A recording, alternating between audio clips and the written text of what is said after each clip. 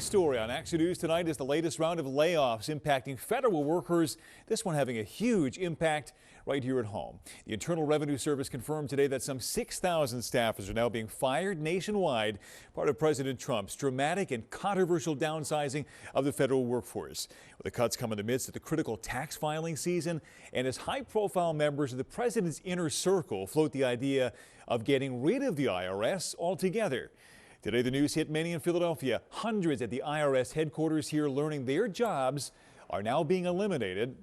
Action News' John Paul live in University City tonight. John, how did this all play out there today? Well, Brian, there was a significant police presence here at the IRS building, and employees we talked to today say they knew something was wrong when they got here this morning. And around noon today, they all got emails saying they had been terminated. They were eventually escorted out of the building, unsure of what to do next. For these reasons, I regrettably inform you that I am removing you from your position. That was the email that Nicholas Berardi received today after reporting to work at the IRS in University City.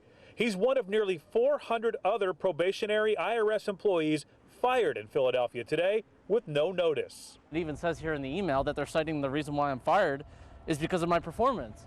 But until today, I hadn't gotten a performance review. His termination effective today.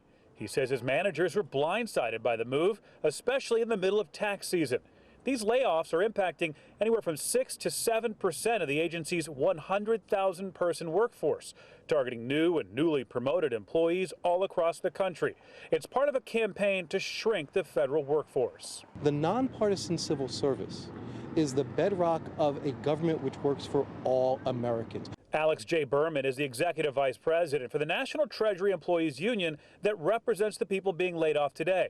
He calls the layoffs unlawful and says they have nothing to do with employee performance. He met with some of those laid off outside the building after they received their notices. I was like the first person on my team that got the email, and I just broke down into tears. This morning when I got in, it was a somber vibe. The employees we talked to say losing so many people from the IRS could impact services and even allow fraud, something echoed by the union. For people who would say that these cuts are necessary, I have two questions.